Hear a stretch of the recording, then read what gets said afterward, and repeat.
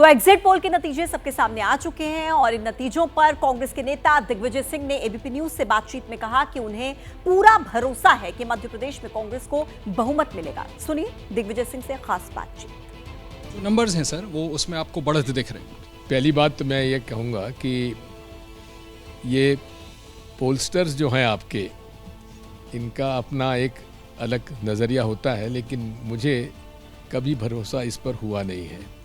इतना मैं जानता हूँ कि थोड़ा बहुत मेरा जो अनुभव है पॉलिटिक्स का और मध्य प्रदेश का, हम आज भी 130 प्लस पर हैं और हर हालत में सरकार हम बना रहे हैं कि इस बार तो जनता चुनाव लड़ी है मध्य प्रदेश में।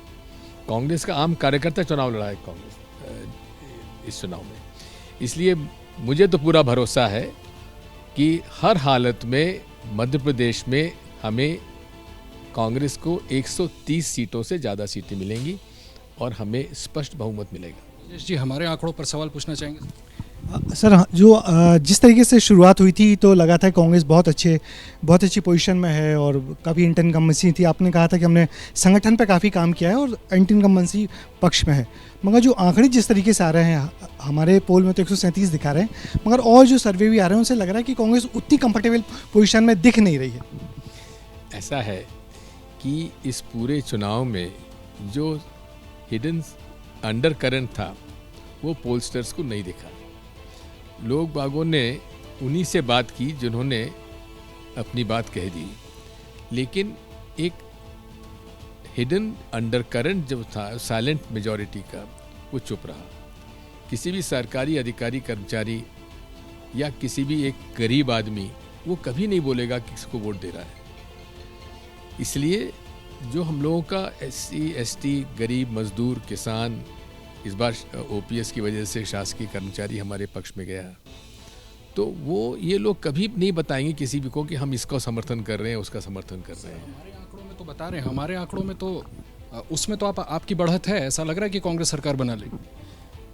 अगर ऐसा है तो बड़ी अच्छी बात है, आपका जो पोल सर्वे बता रहा है, लेकिन जो मेरा खुद का अनुभव है ज़मीन का, मैं दावे के साथ कह सकता हूं कि हमें स्पष्ट बहुमत मिलेगा और 130 सीटों से ज़्यादा सीटें हमें मिलेंगी। कौन से ऐसे मुद्दे आपको लगता है सर जिसके आधार पर आप ऐसा दावा कर रहे हैं? Number 1, anti incumbency Shivraj Singh Chauhan के खिलाफ, भारतीय जनता पार्टी के खिलाफ अन्याय, अत्याचार, भ्रष्टाचार, बेरोजगारी, महंगाई, ये आम लोगों तक पहुंच चुकी है और नाराज़ी है, गुस्सा है लोगों में। लाडली बहना योजना का ऐसा तो नहीं कोई उल्टा इम्पैक्ट? बिल्कुल नहीं। देखिए, थोड़ा बहुत फर्क पड़ सकता है, लेकिन लाडली बहना योजना का इम्पैक्ट यदि होगा तो भाजपा पे जितना होगा उतना कांग्रेस पे भी होगा। कांग्रेस के जो परिवार हैं वो लाडली बहना कुछ भी कहते रहिए, लेकिन कांग्रेस के वोट तो कांग्रेस को ही जाएंगे। भाजपा जो फ्लोटिंग वोट्स हैं उसमें थोड़ा बहुत फ़र्क पड़ सकता है, लेकिन ये भी मत भूलिए कि जितना भी फीमेल वोटर है उसमें से केवल 40% को लाडली बहना का लाभ मिला है और उसमें भी हमारे कांग्रेस के भी परिवार हैं। वोट परसेंटेज इस बार बढ़ा था, इसलिए नहीं, वोट परसेंटेज महिलाओं का नहीं बढ़ा है।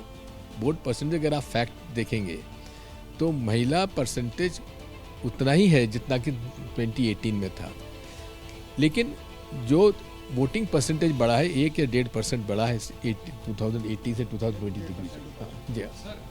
महिला वोटर्स को लेकर के क्या किसी तरह का कोई संशय है कि ये इस तरफ नहीं उधर चला गया? मुझे कोई संशय नहीं, मुझे कोई संशय नहीं है। कितना आप तारुफ रखते हैं, कितना इत्तेफाक रखते हैं एबीपी के फिगर्स से, जो हम फिगर्स दिखा? बहुत कुछ, क्योंकि मैं हमेशा से कहता रहा हूँ शुरू से 130 प्लस का, और वही आंकड़े आने वाले हैं। सर, मेरा एक सवाल है कि अभी शिवराज सिंह का एक बयान बड़ा चर्चित हुआ था। उन्होंने कहा कि कोई कांटे फांटे की टक्कर नहीं है, लाडली बहना ने सारे कांटे निकाल दिए। आपको लग रहा है कैसे? उनको लगता होगा। पहली बात तो ये है कि सही कहा है, कांटे की टक्कर नहीं है, कांग्रेस को स्पष्ट बहुमत मिलेगा। सर, जिस दिन पोलिंग थी उस दिन आप सुबह मिले थे तो कहा था 130 और शाम को मिले थे तो आपने कहा कांग्रेस 140 सीटें पा रही है। आप आज क्या कहेंगे? मैं ये कहूँगा 130 प्लस। तो ये थे कांग्रेस नेता दिग्विजय सिंह आत्मविश्वास से भरे हुए जो कह रहे हैं कि एबीपी न्यूज़ का जो सर्वे है उससे इत्तेफाक रखते हैं, मगर कांग्रेस को 130 से 140 सीट जरूर मिलेगी।